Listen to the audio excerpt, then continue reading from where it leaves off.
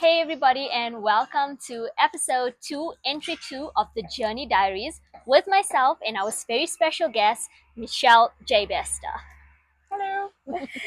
So, Michelle, we go long back, but before I introduce you the way I know you, I'd like you to just share some information about who you are, how it is that we know each other, How the grapevine connected us. right? Um, and just tell us exactly what your expertise are and what we can expect from you today. Wow, that's a mouthful. Let's see. So I'm from Pretoria originally. I am a physiotherapist, a sports physiotherapist, and I studied at the University of Pretoria, Tux. Tux of Nix. And We'll say no comment. academically, Tux of Nix. And then I went on to do my postgraduate at the University of Pretoria as well. So I did my master's in sports physiotherapy. Thereafter, I presented my research from my master's internationally. So I presented at the FIFA conference in Barcelona, which was quite a phenomenal experience so early into your career to have that Yeah. opportunity. And then I also presented my work at a poster, which one of my supervisors took to the World Conference of Physiotherapy, which was in Geneva. Since then, I've been working in a private practice setting, but also a lot with sports teams. And I'm one of those people who loves a challenge and loves learning. So I've worked with a variety of teams, sporting codes, and levels of participation. So from everything from recreational all the way up to Olympic level athletes and teams and things like that. So, Michelle, Yes. the question that everyone's probably asking themselves right now is, how do you know me? Because you're a physio, I'm a sports science coach. We live in different parts of Gauteng. So, where did we meet? So by some sort of sporting fortune, shall we call it that, you and I were thrown together last year for our very first experience of the Telkom Netball League. And we were on the same team, or at least we worked for the same team. Well, sports management, you are on the same team always, hopefully. But yes, we were selected to assist the same team, the Gauteng Golden Fireballs. And I must say, it was quite a whirlwind experience, but there's nobody I would have rather done it with. I'm glad. So, if you guys haven't figured out by now, I think I wouldn't say trauma bond over netball. When Michelle came into the When sports scene, is involved, it's always trauma bonding. when Michelle came onto the scene, she knew nothing about netball. The last time I played, I think, was grade 2, grade 4. So yes, my connection with netball is relatively nothing. She was basically one of those mums that you see on a Sunday afternoon that No. stands on the side and like, why are they doing that? That's not how you play netball. But like, auntie, you've played like 12 years ago. Yes, I will admit, I asked many questions. I saved the really simple novice questions for Taz, and then the more complicated questions I would attempt to sound a little bit more educated with my players and other management. But I must say, the coaches were very accommodating in terms of navigating or at least explaining things that I didn't understand or that I had not yet learned, especially more the finer nuances of high performance sport, especially at a national level like that. So, sticking to theme, obviously this Journey Diaries has a lot to do with netball specifically. But you are a physiotherapist, sport physiotherapist. Which one? Sports Sport physiotherapist. physiotherapist. Um, and obviously you work with athletes from different sporting codes across the board. So, which sporting codes do you actually touch base on with? Whew, it's a lot. So the main ones are rugby, cricket, and then all the aquatic sports, so swimming, diving, and artistic swimming, and a little bit of water polo. Then also your individual sports, a lot of athletics, judo, gymnastics, karate. We've got a few people that I see that are either race car drivers or BMX or motocross. Crazy.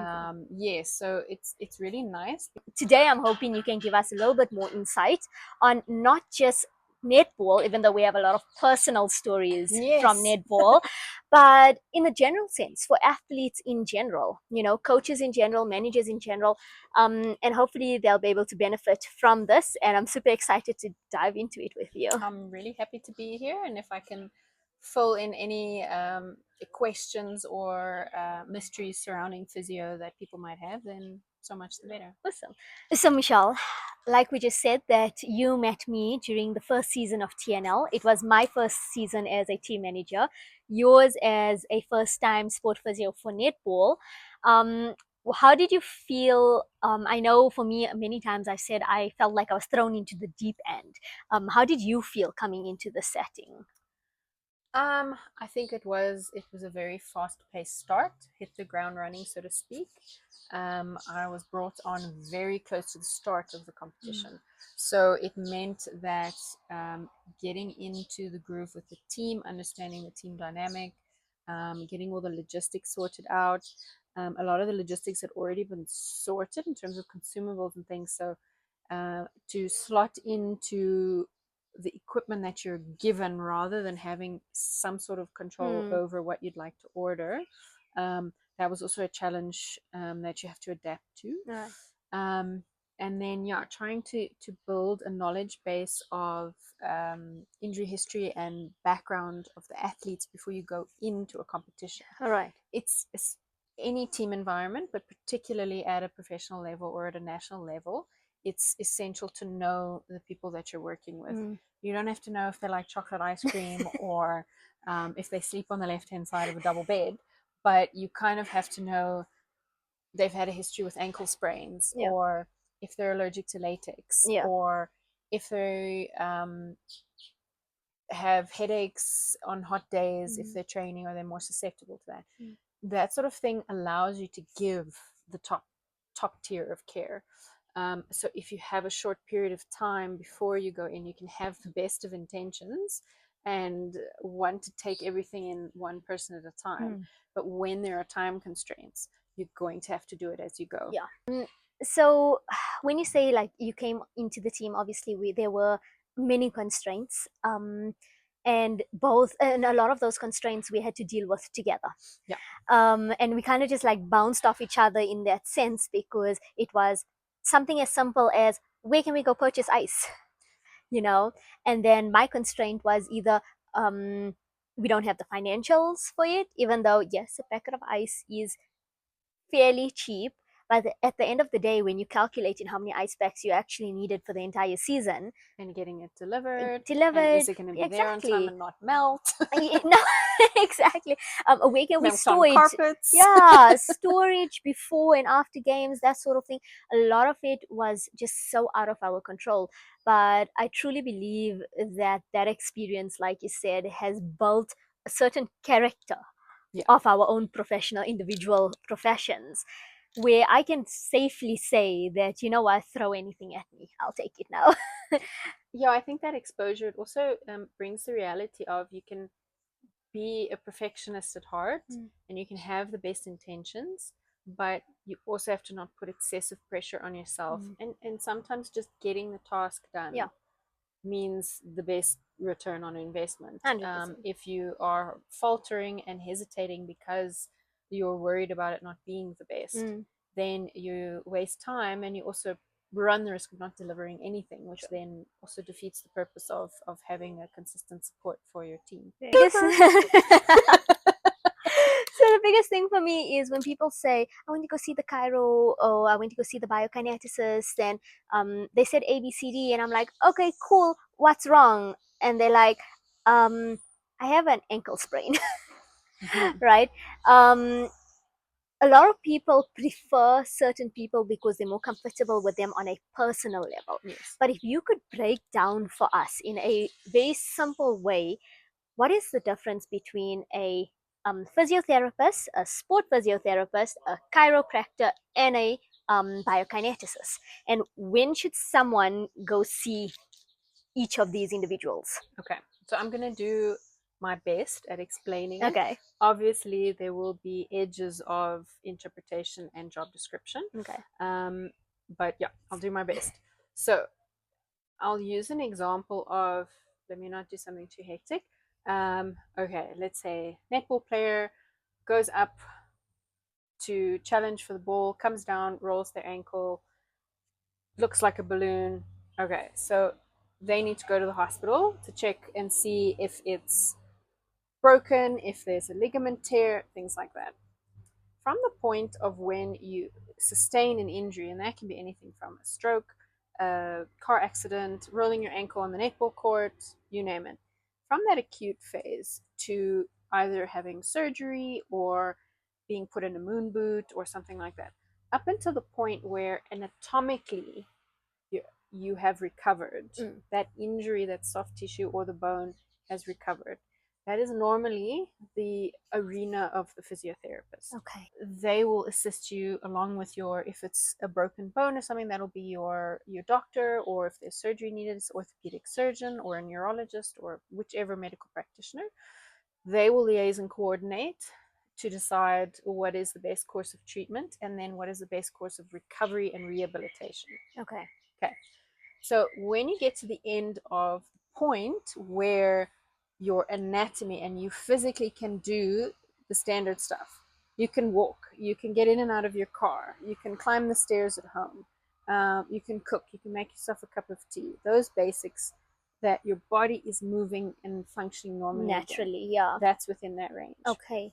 Then at the end of that range, you get a little gray area, and then you have the next phase. So the gray area is where we overlap. Okay. And that is where the biokineticist comes along. So the biokineticist is trained in sports science. So in South Africa, just a fun fact, there is no other country that has the profession of the name biokineticist. Okay. It's usually a strength and conditioning or a sports scientist or a trainer, things like that. So South Africa is unique in that sense. So basically, if you've done a sports science degree and then you go on and do your honors, then you get that qualification. Then you can register as a biokineticist. Okay. So they take you from your body is back to working normally, but we need to get you back to a specific goal or a specific sport movement, that sort of thing. Right. Your chiropractor, they study for 5 years, and their main focus is the skeleton and joints and the alignment of your bones in your skeleton. So the chiro can feature in many different places, but definitely not in the acute phase of an injury. Okay. Your injury needs to be recovered. If there are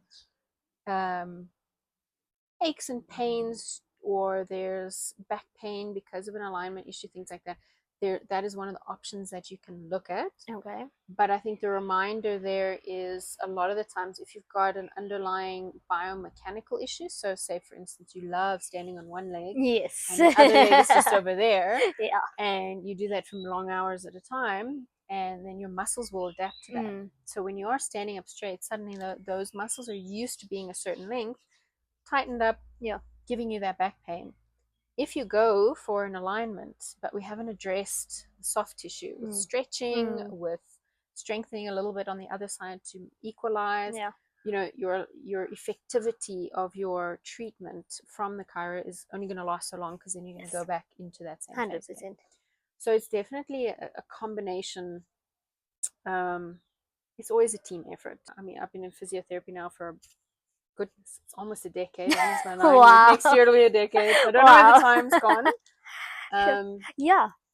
For you, it's been like it's physio for 10 years. Physio for 10 years. Myself, it's like coaching for 10 years. Yeah. Almost. Cheers. Yeah. Crazy. But when you get in as a newer physio, and I must say in this environment with the TNL, I did have an element of it as well myself, because it's the first time working with netball at that level. You've got coaches who have a certain expectation. Yeah. They've got a responsibility. Team lists need to be in by so. So not only do you need a diagnosis, but you need a time of return to Yes. play. Yes. And a lot of people would like to operate on a rigid, okay, it's 2 weeks, right? 14 days, we will see the player back on the field. Yeah. And yeah, you have to balance that, because at the end of the day, all that noise needs to be shut out, because your responsibility is a physio. It doesn't matter whether you're in a Yes. private practice room, standing next to a hospital bed, or you're next to the rugby field of the World Cup final. That patient's health is your priority. Sure, let's go. Shake things up. Okay. So obviously now we chat about the roles that the management team has, and that there's a good connection between everybody in the management team. What have you found are two qualities that a manager needs to really bring out the best and do their job effectively? So the first one is time management. Serious time management. I'm not just spitballing that because that's what everyone wants to hear in an interview, right? But honestly, when I say I don't have 5 seconds to myself, and it is that, and you need to be able to sacrifice that time and manage your time and 12 other players' time, 4 non-travelers' time. I'm talking about netball now, obviously. Yes. Your coach's time, your physio's time as well. I mean, I'm technically managing your time as well, as much as you doing your thing in your space, your recovery time, meal time, nutrition time, that sort of thing. And I would say the second biggest thing needed is people skills, because there are so many personalities, and we've said this time and time again, that especially in a team environment of all females, it's just hormones on top of hormones, and we're living together for 10 days in a hotel, playing games, high stress environments, big games ahead of us, emotional moments. Everyone is in on different parts of their cycle as well. So That's true. how do you talk to everyone, and also like how to break good news, bad news, that sort of thing in those team settings. And like you said, you have to do your player evaluations and stuff beforehand, before you get into a team setting, in order for you to like give the most of yourself. I feel it's the same way for a team manager, that if you don't know the personality of that player, get to try and know them a little bit on a personal level, you're not going to be able to connect with them. And in that way, you've lost them to the team and to the system. And they're going to do their own thing. And look, a lot of the times it's not going to be an issue, because you're not everyone's cup of tea at the end of the day also. Yeah. But if the more people you have on board, the stronger the team connection is. Okay, I have a speed question for you. Okay. Quick fire round. I'm ready. I'm ready. Quick fire round. What was the moment that stood out for you during our 2023 TNL season? I would have to say it was a specific game. It was was it in the second round? Second round. Okay. First round? Second round? Second. Second Yeah. round. It was Fireballs versus Stings. And Stings started out really well, and they got so far ahead, and the connection with the Fireballs players, just that rhythm wasn't quite there. And then you couldn't even physically see it, but it was like telepathy. There was suddenly this connection change, and then Fireballs pulled back, pulled back, pulled back, pulled back, and then you couldn't decide whether you were looking at the court or whether you were looking at the timing board, because we were catching up, and I think eventually we won by 1 point, and I think 2 points, Yeah. and I could just see from the crowd, from the bench, from even the umpires, the netball management, all of it.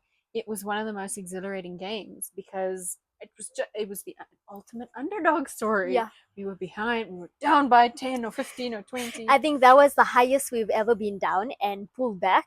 I do remember that it was the second half of the season, simply because the first half we had a tremendous first half. That's right. And it was only in the second half where we started losing some momentum.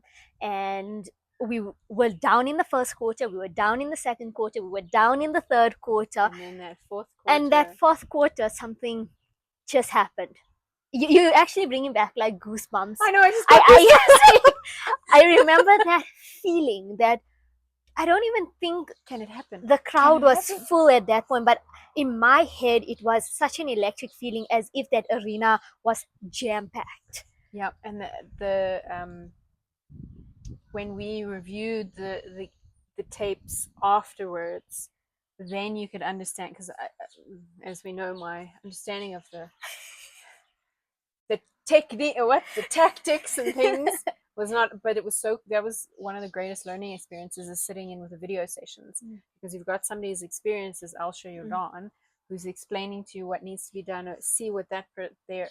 And I think from one season of just sitting in game reviews with her and with Coach Nomsa, I've learned so much. But you could see then, just like I said, it was physically intangible of what happened. Nobody said, you know, let's do this, or they high-fived, or Yeah. they bent and tied the shoe and then it was magic. No, it was just this moment where suddenly things were yeah, that was very, very memorable.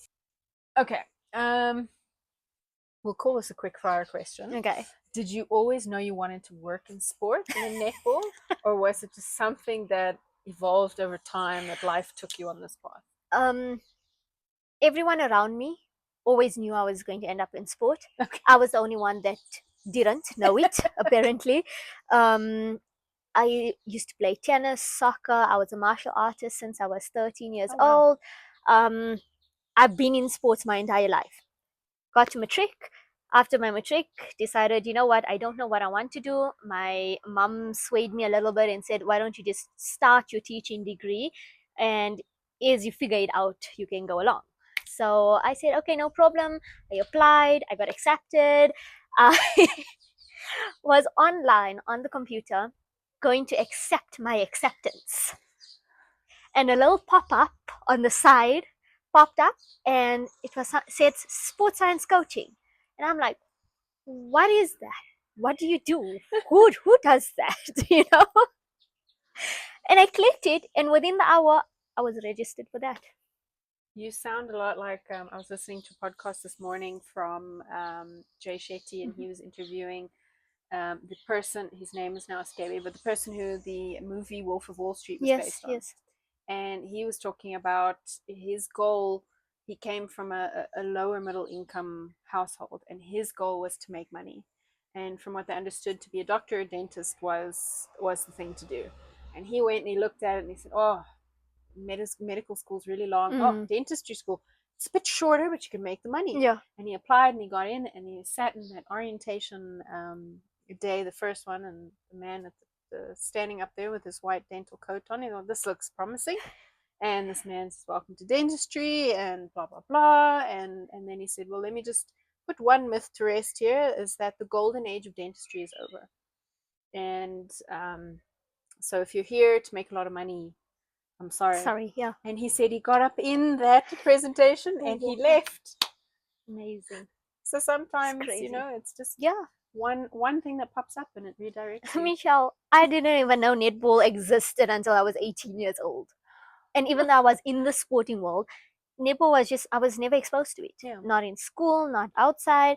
And that's when I decided immediately, like as I was studying, I'm starting a netball club when I was introduced to it, because, oh my God, where's the sport been? Why is no one in my community like for playing it for the, like, or not actually playing it? They started a social league, and that's how I got involved. Okay. And when I started loving it, I'm like, why aren't we giving back to the kids, because they're the ones that are actually going to take the sport up? Yeah. I mean, and will grow the passion. Exactly. And that's when the club started. And I won't even lie, one thing led to another. I met someone from the district.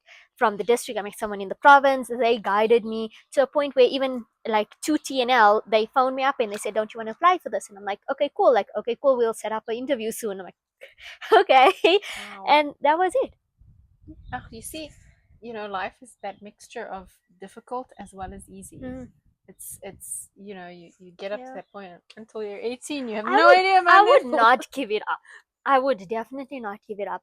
I sat yesterday in my final session. I have a year-end tournament coming up, and in my final session with the girls at a school that I coach now, the entire year's work just kind of shone through in that one session, yesterday's Oh, session. lovely.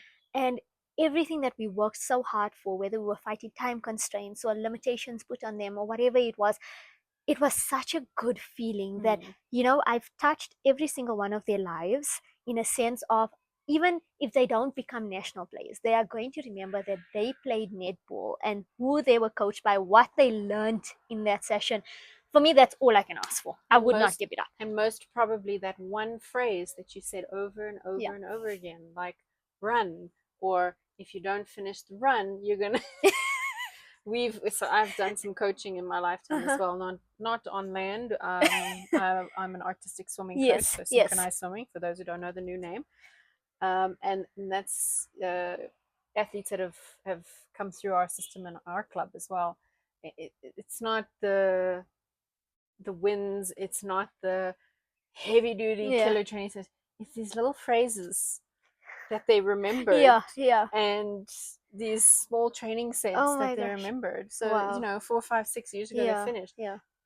But they know exactly that if somebody's taking time to get into the pool, they know the words Russian special is Mm, going to pop up, and mm. that's a specific training set, and it's a punishing training set. So they've equated now that if they catch on nonsense, they're waiting for somebody to To jump out of say the it, yeah. bushes and say Russian special, and it's I love it. it's sweet Yeah, memories for them. I love. Games, we always see what's synonymous with netball, or at least what I remember from netball when I was in grade 4, are the oranges in between. Oh my word, yes. Please, please tell us. Yes, so I mean, oranges, it's a bit of fluid, it's your vitamin C, it's your replacement of your vitamins. Okay. So it's also got a bit of sugar in it, Hmm. so you've got that carbohydrate replacement. It's energy food. So we are pro oranges. I love oranges, and I think it's great. I'm Okay. not a dietitian, I but actually it's thought it great. was a culture at first. Look, when I started when I was in grade 4, I thought, okay, this must be a culture thing. Yeah, yeah. Because every netballer from somewhere around the court, Oranges just a pop up. container of pre-cut oranges appears, and I must eat this, otherwise I can't play the netball.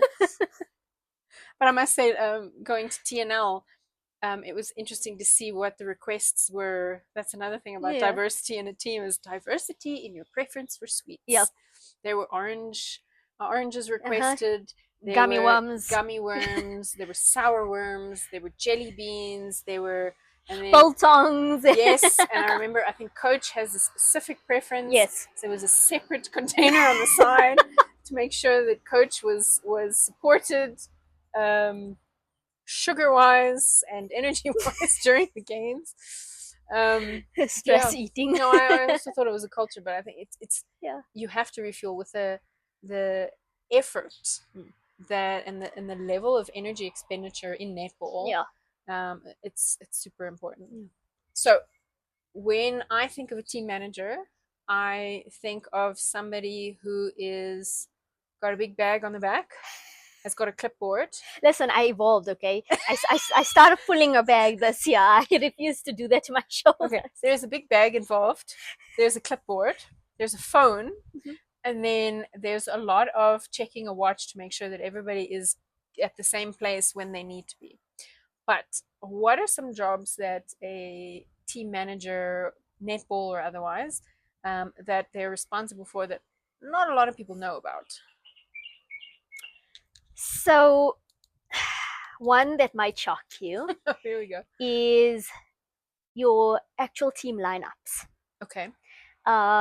So about an hour and a half before, after your coaches have their captains meeting and the team meeting, and they've decided who their starting seven are, I am responsible for capturing that information, keeping it as private as possible, sharing it with only the relevant bodies, ensuring that it goes, for example, to Supersport, to the technical table, and to not everyone in those departments, but specific people, because the last thing you want also is for your starting lineup to be leaked. Yeah. So you treat it like gold. Top secret information. You share it to only who you need to. You try to send it on that last minute that it's due. Surprise! And in terms of submissions of that, that is something that not a lot of people know that a team manager does. And then while we're still talking about like in game, we are responsible for ensuring the changes made on court if a player is coming off, whether it be an injury or just a coach's substitution. We are responsible for the documentation of those changes that happen behind the scene. Okay. Because how do you have a pop up on your screen that Tumi just walked onto court when the super sport people don't know who Yeah. she is? Right? So that documentation, obviously, to the technical table again, is all part of my job in terms of calling for technical times when the coaches request for it. So there's a lot of Yeah, moving around during a yeah, game. There's not a yeah. lot of sitting for you. I was actually one of the weirdest things, or actually not, I wouldn't even say weirdest. I think most exhausting things as a team manager for me is having to be the first to wake up and the last to go to bed. Mhm. And I remember this year specifically, I just got to bed and I was about to fall off to sleep. And obviously, when you're in season and you're at tournament, you don't put your phone on silent at night. Yeah. So my phone was on loud and I go ping, ping, ping. And I'm like, who? I was Right? so close I to was sleep. so close. And mind you, it's already like 12, right? Going for 1 in the morning. And one of the players are like, yes, she wasn't feeling well during the day. We called medics, had her sorted out, gave her some medications, whatever, whatever. Yes, I'm really not feeling well and I think I need to go to the hospital now. Okay, get out Midnight of run to bed, the hospital. get out of bed, phone the appropriate people.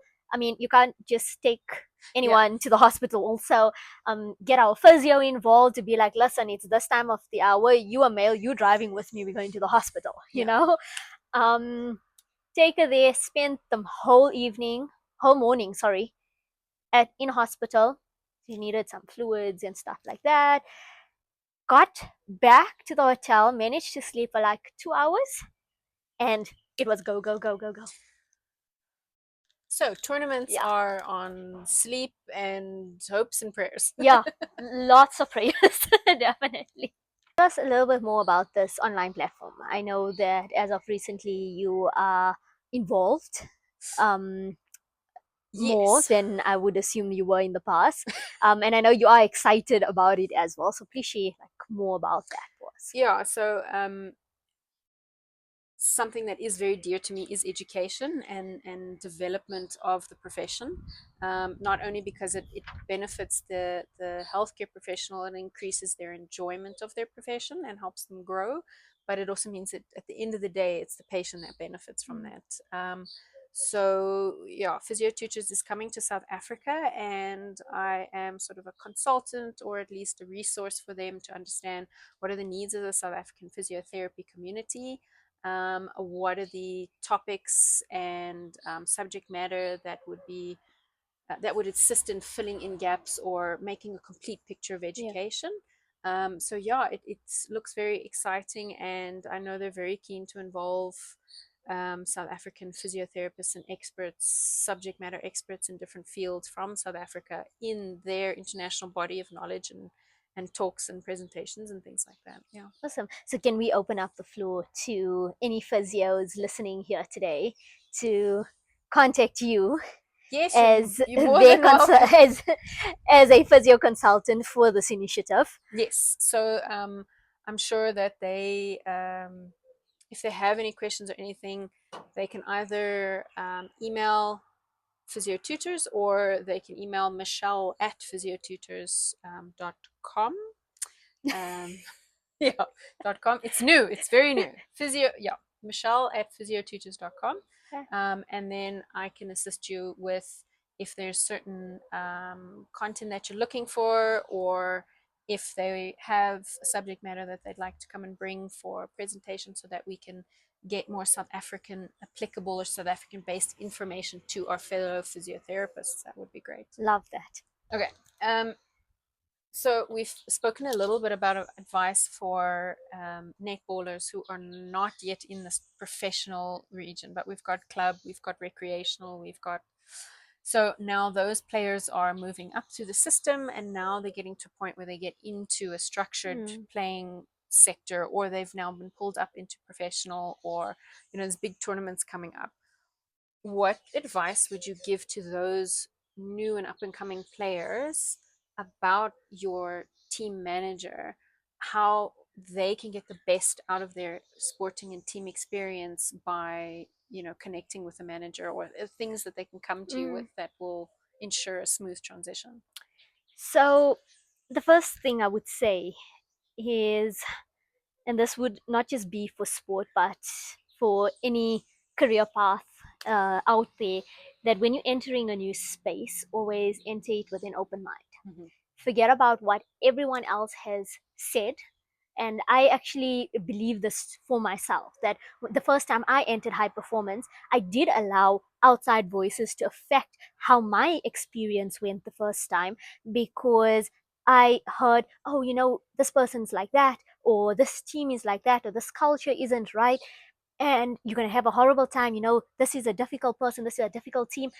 And when I got there, I internalized all of it, and I didn't realize that that was the outcome of my experience. Mm. So, whether you're a player, whether you're a team manager, a coach, is whoever you are, and you walking into a new high performance environment, or just any new environment for that matter, I would say have an open mind.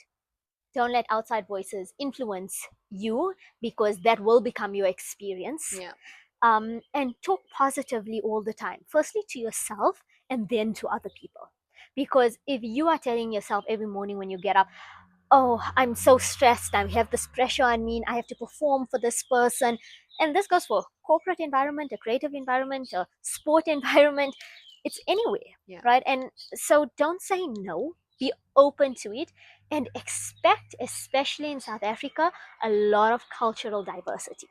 If you are someone who is closed off to different people's ideologies, perspectives on life, cultural experiences, um, you're going to have a very hard time adapting in group situations. Yeah. So learn to have an open mind, and it starts actually at a younger age. And unfortunately, at a younger age, we see kids specifically not having much control over what they're accepting in their life and not, because Mm. obviously the parents have a majority control, or the school environment has a majority control over that. But if you are someone that is coming up into a new space, from a specific school culture, going into university even, right? Have an open mind about it.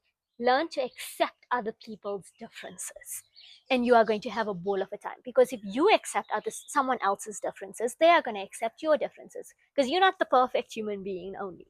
And You I know. think, that's one of this it's the blessing and the curse of the higher up levels, is that people are in the higher up levels because they've spent time Mm, and they have the experience. And over that time, it's natural for any human being to develop a certain outlook or a certain opinion about their yeah, experiences. But remembering that every time a new person comes in, it's their prerogative to have a brand new experience. They don't have to have the same experience you've had. And yeah, maybe the environment will naturally develop the same experience, but you are not the same as those other people. And 100%. how you express your own identity, if you stay true to yourself, it's amazing what you can do to affect an environment in a positive way. Most definitely. Most definitely. I also feel that it is up to senior people in those structures to be more welcoming. Mm. I feel like when someone walks into your space, and I understand it, especially from a coach's point of view, that you've just walked into my space now. I don't know you that well as yet, right? But if I'm going to shut that door to getting to know you, we're going to have a horrible relationship. It's going to be long and drawn out as well because you 100%. are working And look, together. I don't blame the coaches who do that, because, yes, someone new walking into your space, you have to be wary about them, because you've worked hard already to set the culture. You've worked hard to bring the team together. One person can destroy that. Yeah. So I do understand the fragileness of it all, but we do have to take accountability as senior Yeah. management to be welcoming as well, to be accepting, to be understanding, and not to judge people on the first time you see them. Yeah. I think that's also now where we're chatting about management coming together and having open discussions about Mm. where we're going with the team, what are the expectations. because then you can already suss out from a newcomer what are their views, what are their beliefs, what are their about the team structure and where they're going, that you can understand, okay, is this going to be where we need to adapt? Are they going to slot right in? Are they going to be at odds? Exactly. Yeah. So as we know, in every part of life, in every sport, communication is key, and it's natural. We're in sport, Yeah. and at the high level, that means you have been in sport for a while, Yeah. and we are all competitive. If you are in sport, there is a competitive bone in your body. Therefore, Please tell us, as a physio, where's that bone located? yes, it's called the competitiveness tertialis, and it's in the tip of your penis. No, I'm kidding. It's located somewhere above or below your soul, because as we know, sport really is in the soul if you're really For passionate real. about it. For real. So finally, Michelle, for me, I want to know, how did working with the Gauteng Golden Fireballs, did it change your approach to team sport in any way? What was your takeaway at the end of the day? I think what it is changed about my physio, because of the pace influence, is that sticking to the basics and ensuring you get things done Mm. on the move, with that patient being core to your decision Mm. making, is better than attempting to stop the bus and make a perfect framework and Yeah. then work in a perfect framework. Yeah. Because as we know, the world, earth, nature, nothing is perfect. So you have to take it as it is, and eventually once you slot into the program and you slot into the team, eventually things will settle naturally. Mm. um, because with healthcare, particularly physio in a sport environment, trust is Yeah. essential, because somebody's coming to you, uh, in any medical environment, as doctors as well, somebody's coming to you with a problem, Mm. and it's most likely painful. So it means that it's rendered the person, we'll call, vulnerable. So they're coming to you with an olive branch, they're trusting you, and you are the one who's coming in to assist them. Yeah. So trust is essential, and it's not born overnight because you've got the physiotherapy badge.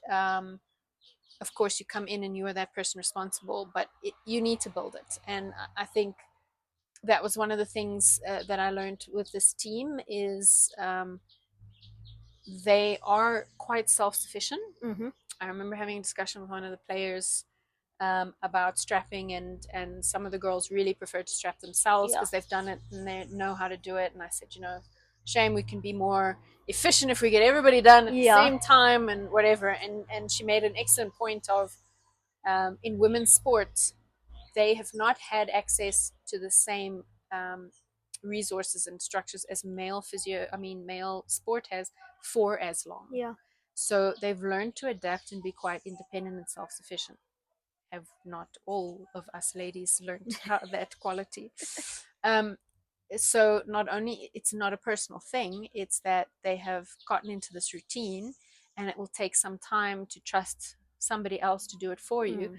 Because when an athlete goes out on the court, especially netball, Yeah. you are trusting the structures that are holding you together, Exactly. and you've gymmed and you've trained and you've ran suicides until you're blue in the face, and you've got the tape that you want. That's another thing very specific about the strapping. um, yeah, so you need to be able to trust your body Yes. when you perform. So Lovely. Thank you so much, Michelle. thank you. I've definitely learned more about behind the scenes of a manager for sure. I mean, I saw a lot of it firsthand. Yeah. But yeah, it's there's just nice there's a to. lot that like you do and I do like separately, but it's so important for the team. And we might think like, oh, you know what, it's a small thing and it just has to be done. But when you actually like sit back and look at it all, it's like some things will not run No, without the little things that you are doing. and your coach won't have the room to inspire and, get everything done that they need to for the Yeah. team if there's all of that other stuff on their shoulders. 100%. Awesome. So Michelle, the big question is, Yes. when are we teaming up again? Oh, stay tuned. You never know. Thank you so much for joining us. Thank you for having me. It All the was best. it was a pleasure. I'm super excited for what's to come with your new endeavors and adventures. And I'm excited to see your guests as this series unfolds. Yes, stay tuned, guys. Thank you. If you have any questions for Michelle, please drop it in the comment section. She'll be available to answer them. I will answer. Thank you, everyone, for joining. Don't forget to like and subscribe, and stay tuned for our next episode. Thank you. Bye.